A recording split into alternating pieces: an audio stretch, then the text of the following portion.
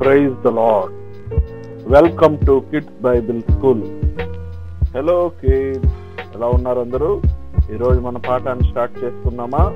ఈరోజు మనం నేర్చుకోబోయే పాఠము కాల నియమములు 10వ భాగము. ఈరోజు మనము నిత్య రాజ్యమును గురించి వివరంగా తెలుసుకుందాము. దేవుడును దేవుని జనులను కలిసి నిత్యముగా నివాసం చేయుదురు. అనగా ఈ రాజ్యములో దేవుడును ఎవరైతే ధవళమైన న్యాయసింహాసన తీర్పులో నీతిమంతులుగా ఎంచబడతారో వారును కలిసి దేవుని రాజ్యములో నిత్యముగా దేవునితో కలిసి నివాసం చేస్తారు. 2 పేతురుకు రాసిన పత్రిక 3వ అధ్యాయము 11వ వాక్యం నుంచి 13వ వాక్యం ప్రకారము, ప్రకటన గ్రంథము 14వ అధ్యాయము 1వ వాక్యం నుంచి 5వ వాక్యం ప్రకారము, అలాగే 21వ అధ్యాయము 1-2 వాక్యముల ప్రకారము దేవుని జనులు దేవునితో నిత్య రాజ్యములో నివాసం చేస్తారు అని పేర్కొనబడినది. దానియేలు గ్రంథము 12వ అధ్యాయము 2వ వాక్యం ప్రకారము, మత్తయి సువార్త 25వ అధ్యాయం 41వ వాక్యం ప్రకారము, అలాగే ప్రకటన గ్రంథము 20వ అధ్యాయము 10వ వాక్యము మరియు 15వ వాక్యం ఆధారముగా అపవాదియు వాని దూతలను నిత్య అగ్నిలోనికి పోవుదురు. నీతిమంతుల యొక్క నిత్య నివాస స్థలములు. ఈ నిత్య నివాస స్థలములు ఎవరి కొరకు ఏర్పరచబడినవి అంటే, ధవళమైన మహాసింహాసనపు న్యాయపు తీర్పులో ఎవరైతే నీతిమంతులుగా ఎంచబడతారో వారి కొరకు ఈ నిత్య నివాస స్థలములు ఏర్పరచబడ్డాయి. మొట్టమొదటి నివాస స్థలము క్రొత్త భూమి. ఈ నివాస స్థలములో ఎవరుంటారు అంటే, అన్ని కాల నియమములకు చెందిన వారిలో రక్షింపబడిన వారు ఇక్కడ ఉండెదరు.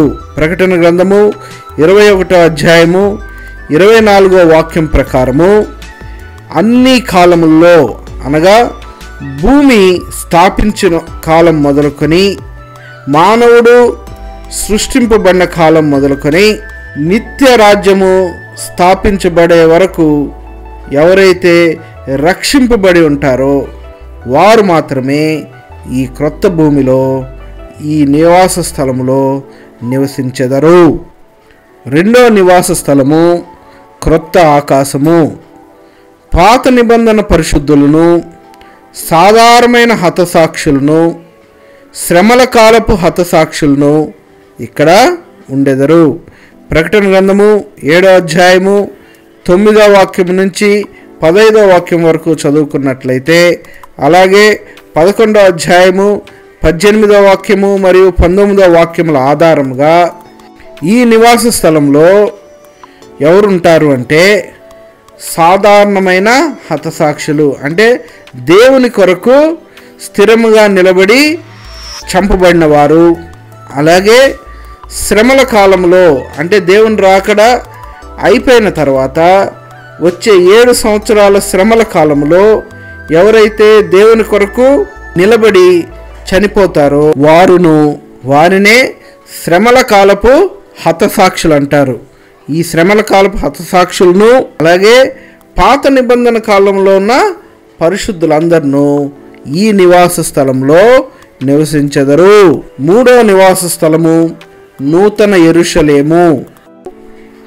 ప్రకటన గ్రంథము 21వ అధ్యాయము 9 మరియు 10 వాక్యములు ఆధారముగా, అలాగే ప్రకటన గ్రంథము 21వ అధ్యాయము 27వ వాక్యపు ఆధారముగా పెండ్లి కుమార్తె అనగా గొర్రెపిల్ల యొక్క జీవ గ్రంథమునందు పేర్లు రాయబడిన వారు మరియు క్రీస్తుకు కలిగిన సంపూర్ణతకు సమానమైన సంపూర్ణతను పొందినవారు. ఎఫెసీయులకు రాసిన పత్రిక 4వ అధ్యాయం 11వ వాక్యం నుంచి 13వ వాక్యపు ఆధారముగా, అలాగే సింహాసనమునొద్దకు కొనిపోబడిన వారును. ప్రకటన గ్రంథము 12వ అధ్యాయం 1వ వాక్యం నుంచి 5వ వాక్యం వరకు చెప్పబడిన ఆధారముగా ఇక్కడ ఈ నివాస స్థలములో ఉండెదరు. 4వ నివాస స్థలము సియోను. ఈ నివాస స్థలము నూతన యెరూషలేములో ఒక ఉన్నతమైన స్థలము.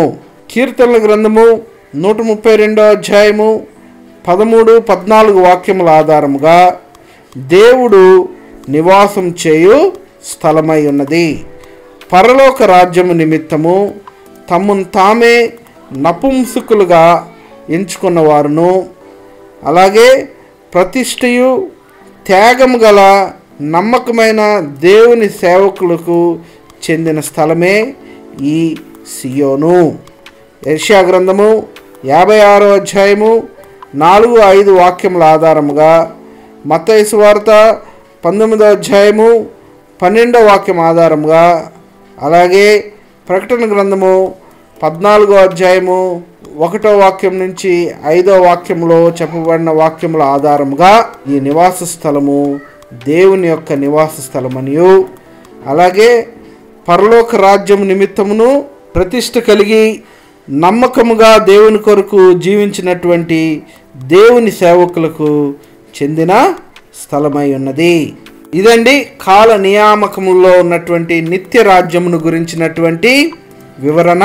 అపవాదియు వాని దూతలను వాని పిల్లలను నివాసం చే స్థలము గురించి తరువాయి వచ్చే భాగంలో వివరంగా తెలుసుకుందాము.